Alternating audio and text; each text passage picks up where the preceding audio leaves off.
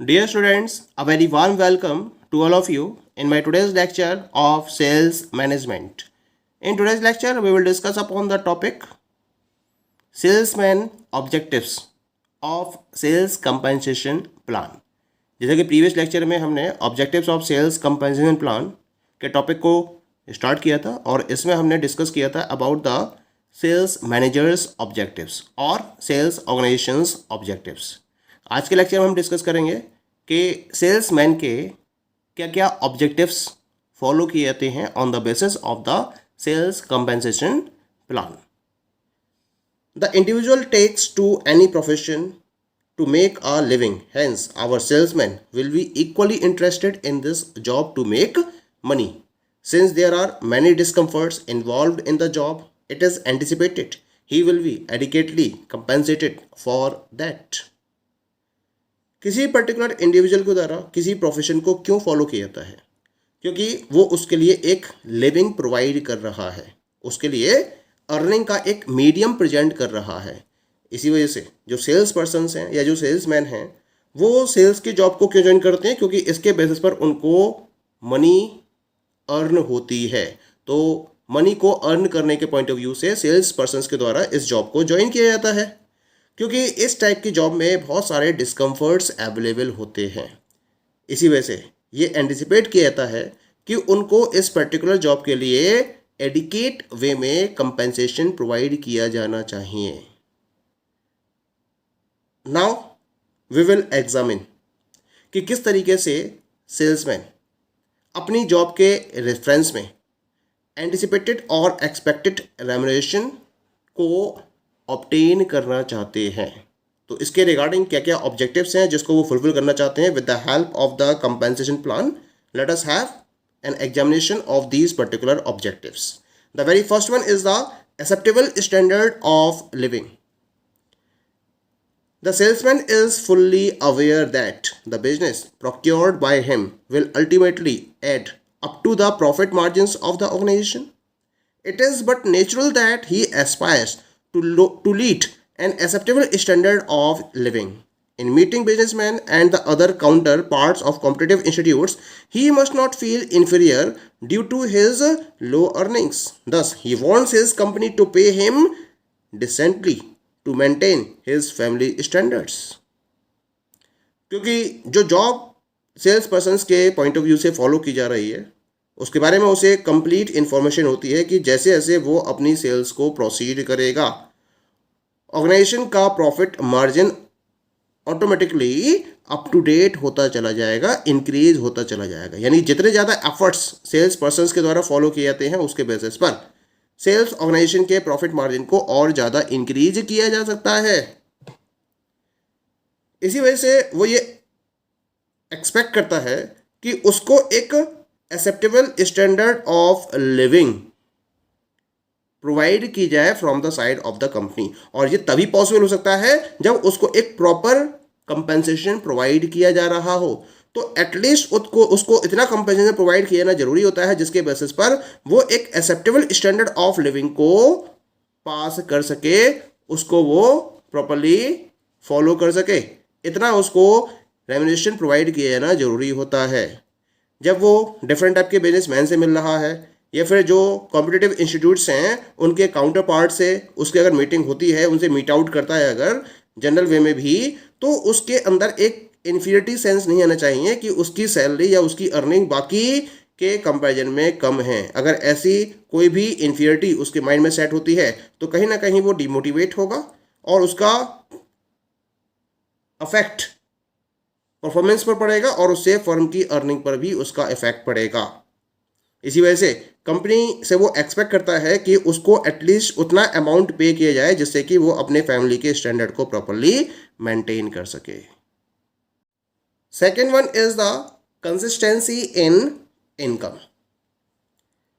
Income में consistency का objective रहता है सेल्स पर्सन का।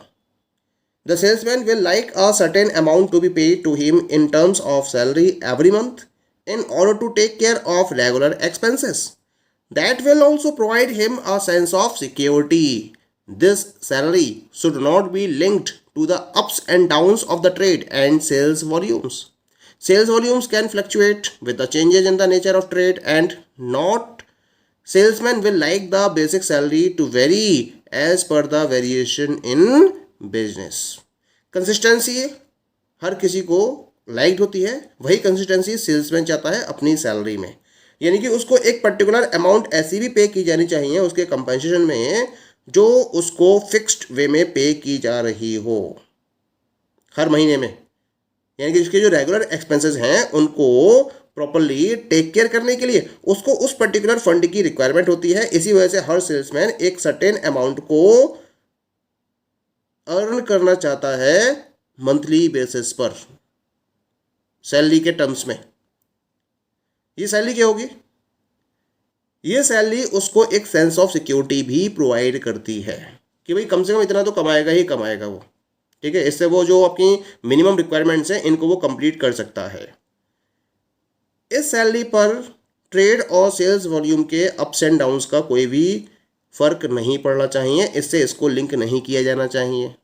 और इसके साथ साथ जो सेल्स वॉल्यूम हैं वो क्या होते हैं, वो लगातार फ्लक्चुएट करते रहते हैं। जैसे जैसे ट्रेड में चेंजेस होते हैं, ट्रेड की टर्म्स एंड कंडीशंस में चेंज होते हैं, उसके अकॉर्डिंग ये जो सेल्स वॉल्यूम्स है ये फ्लक्चुएट करते रहते हैं और उसकी वजह से सैलरी पर इसका कोई भी फर्क नहीं होना चाहिए। क्योंकि अगर ऐसा होगा तो सेल्समैन बिल्कुल भी कॉन्फिडेंट फील नहीं करेगा और वो अपनी मिनिमम रिक्वायरमेंट्स को भी कंप्लीट नहीं कर पाएगा। क्योंकि बिजनेस में अगर वेरिएशंस होंगे तो उसकी बेसिक सैलरी में भी वेरिएशन होंगे अगर ऐसा होगा, और अगर बेसिक सैलरी में वेरिएशन होंगे तो वो अपनी मिनिमम रिक्वायरमेंट के कंप्लीट करने के अकॉर्डिंग अर्निंग को फॉलो नहीं कर पाएगा अगर डाउन से इंडस्ट्री के अंदर तो इसी वजह से एक प्रॉपर कंसिस्टेंसी भी होनी चाहिए इनकम में जो उसको मंथली बेसिस पर पे की जानी चाहिए। Next objective is performance linked incentives. In addition a salesman will like his performance to be rewarded. The incentive to do better will certainly be there if it is linked to the sales performance after a certain cutoff stage. That will provide him additional income and also the impetus to surpass the standards set by the management. तो यहाँ पर जो incentives provide किए जा रहे हैं salesman को वो परफॉर्मेंस के साथ में लिंक्ड होने चाहिए।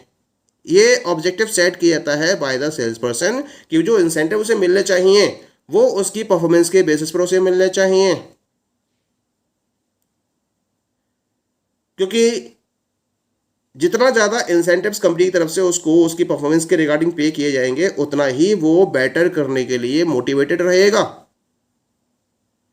तो क्या करती है कंपनी यहाँ पर, एक कट ऑफ स्टेज के बाद, एक सर्टेन कट ऑफ स्टेज के बाद सेल्स परफॉर्मेंस को अगर फॉलो किया जाता है बाय द सेल्स पर्सन तो उसके एक्सचेंज में उसको इंसेंटिव्स प्रोवाइड किए जाते हैं जो सैलरी से अलग होते हैं।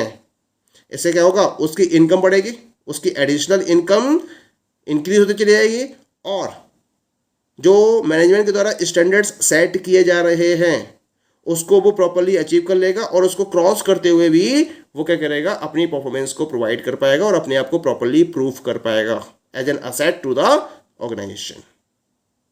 तो यहाँ पर मोटिवेशन या मोटिवेट करने के पॉइंट ऑफ व्यू से जो इंसेंटिव्स कंपनी की तरफ से प्रोवाइड किए जा रहे हैं दो that must be linked with the performance. That is clear.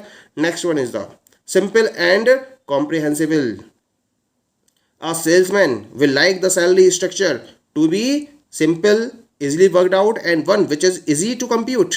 The salesman will like to know what part he gets to take home and how much is being put for security. तो यानी कि जो sales compensation plan develop किया जाता है management के द्वारा वो बहुत ज़्यादा सिंपल होना चाहिए और कॉम्प्रिहेंसिव होने चाहिए। ये प्रॉपर्टी उसके अंदर होनी चाहिए, ऐसा एक्सपेक्ट किया जाता है बाय द सेल्स पर्सन। क्योंकि जो सैलरी स्ट्रक्चर जितना ज़्यादा सिंपल होगा, जितना इजीली वर्कआउट करेगा और जितना आसानी से कंप्यूट किया जा सकेगा उतना ही सेल्स पर्सन के द्वारा पसंद किया जाएगा। क्योंकि यहाँ सेल्स पर्सन ये जानने में इंटरेस्टेड होते हैं कि दी हुई इनकम में से वो कितना पार्ट सैलरी का अपने घर ले आ सकते हैं और कितना पार्ट इनकी सिक्योरिटी के पॉइंट ऑफ व्यू से कंपनी के द्वारा मेंटेन किया जाएगा। ये पता होना चाहिए, ये पता होना चाहिए सेल्स पर्सन को। अगर तो इसके लिए कंपनी को अपने सेल्स कंपनसेशन प्लान को बहुत सिंपल और कॉम्प्रिहेंसिव वे में डेवलप करना होता है।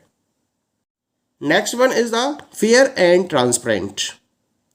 सेल्समैन उस टाइप के कंपेंसेशन प्लान को सबसे ज़्यादा पसंद करेगा जो फेयर होगा, यानी कि जो सैलरी उसके कलीग्स को पे की जा रही है अगर उसके अकॉर्डिंग ही उसको सैलरी प्रोवाइड की जा रही है तो हम इस टाइप के कंपेंसेशन प्लान को fair and transparent compensation plan में इंक्लूड करते हैं। इसका मतलब जो कंपेंसेशन प्लान है उसकी वर्किंग ऑब्जेक्टिव होनी चाहिए, ना कि subjective. The plan must be worked out objectively rather than subjectively. The salesman's ego does not allow him to look for any kind of favoritism and nepotism. यानी कि अगर performance की बात की जा रही है तो परफॉर्मेंस बेस्ड ही एक कंपेंसेशन प्लान डेवलप किया जाना चाहिए, कोई भी फेवरेटिज्म या नेपोटिज्म नहीं होनी चाहिए जिसके बेसिस पर प्रॉपर रिवॉर्ड या सैलरी या इंसेंटिव्स प्रोवाइड किए जा रहे हो, क्योंकि कहीं ना कहीं सेल्समैन का ईगो है वो हर्ट करेगा और वो अलाउ नहीं करेगा उसे कि किसी भी टाइप की फेवरेटिज्म या नेपोटिज्म को फॉलो किया जाए ऑर्गेनाइजेशन में सेल्स कंपेंसेशन प्लान को डेवलप करते समय। तो इसको प्रॉपर्ली अवॉइड किया जाना चाहिए और इस ऑब्जेक्टिव के साथ में, यानी कि sales compensation plan properly fair हो और ट्रांसपेरेंट हो, इस तरीके से इसको मेंटेन किया जाना चाहिए। क्लियर। नेक्स्ट ऑब्जेक्टिव क्या देखता है सेल्स पर्सन? Timely payments. हर सेल्समैन ये चाहेगा कि जो भी उसकी अर्निंग बनती है वो उसको टाइम पर उसको पे कर दी जाए। The regular salary on the fixed पे day and the incentives earned by him should also be computed and paid to him within a reasonable time period. यानी जितनी सैलरी उसने अपनी अर्न करी है मंथ वाइज पर उतनी सैलरी उसको एक फिक्स्ड पे डेट पर पे की जानी चाहिए और उसके साथ साथ जो इंसेंटिव उसके द्वारा अर्न किया जा रहा है इसको प्रॉपर्ली कंप्यूट करते हुए इसको एक रीजनेबल टाइम पीरियड में पे कर दिया जाना चाहिए। ये ऑब्जेक्टिव भी उसके माइंड में सेट रहता है, क्योंकि अगर वेट होगा तो इसका मतलब जो उसके एफर्ट्स के लिए उसको रिवॉर्ड पे किया जा रहा है उससे उसको लगातार दूर किया जा रहा है, यानी कि जो अचीवमेंट्स उसने लिए हैं अपने एफर्ट्स के बेसिस पर वो अचीवमेंट अगर टाइम पर पे नहीं किए जाएंगे तो वो उसको प्रॉपर्ली एंजॉय नहीं कर पाता है और वेट करना उसको बिल्कुल भी लाइक्ड नहीं होता है। इसका मतलब क्या होगा कि भाई जो आपने अपनी मेहनत की है, जो आपका राइट है, वो आपको मर्सी की फॉर्म में प्रोवाइड किया जा रहा है। अगर आपको वेट कराया जा रहा है, ये आपकी मेहनत की कमाई है, this is the earning of yours. और अगर ये अर्निंग आपको टाइम पर पे ना करके एक पर्टिकुलर टाइम पीरियड के बाद पे की जा रही है, आपको वेट करा के पे की जा रही है, इसका मतलब वो आपकी अर्निंग नहीं है। ऐसा फील होता है जैसे कि आपको मर्सी प्रोवाइड की जा रही हो। तो ये फीलिंग उसके माइंड में सेट ना हो, इसी वजह से टाइमली पेमेंट्स किए जाने बहुत जरूरी रहते हैं। ठीक है। Now we come to the last one. The last one is the scope for future raise.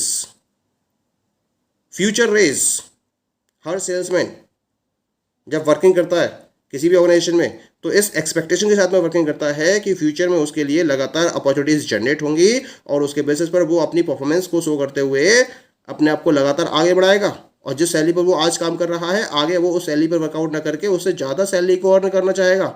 ऐसी अपॉर्चुनिटीज़ उस ऑर्गेनाइजेशन में अवेलेबल होनी चाहिए जिसके बेसिस पर फ्यूचर के पॉइंट ऑफ व्यू से वो अपने आप को रेज कर सके, अपनी अर्निंग को बढ़ा सके, अपने स्टेटस को बढ़ा सके और अपनी स्टैंडर्ड ऑफ लिविंग को इंक्रीज कर सके, क्योंकि थ्रू आउट द लाइफ वो सेम अर्निंग को अर्न करना नहीं चाहेगा। और इसी वजह से वो ये जानने में हमेशा इंटरेस्टेड रहता है कि उस पर्टिकुलर ऑर्गेनाइजेशन में जिसको वो ज्वाइन कर रहा है फ्यूचर रेज के क्या स्कोप है, स्टेटस के टर्म्स में भी और सैलरी के टर्म्स में भी, क्योंकि इसको अपने मिनिमम स्टैंडर्ड्स तो मेंटेन करने होते हैं और उन मिनिमम स्टैंडर्ड्स को मेंटेन करने के लिए इसको ज़्यादा से ज़्यादा पैसे की जरूरत पड़ेगी और जब ज़्यादा पैसे की जरूरत पड़ेगी तो ये इंक्रीमेंटल अपॉर्चुनिटीज़ को हमेशा सर्च करता है।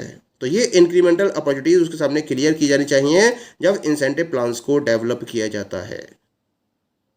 Okay, so these all are the objectives of sales compensation plan from the point of view of the sales persons within the sales organization. Okay, thank you.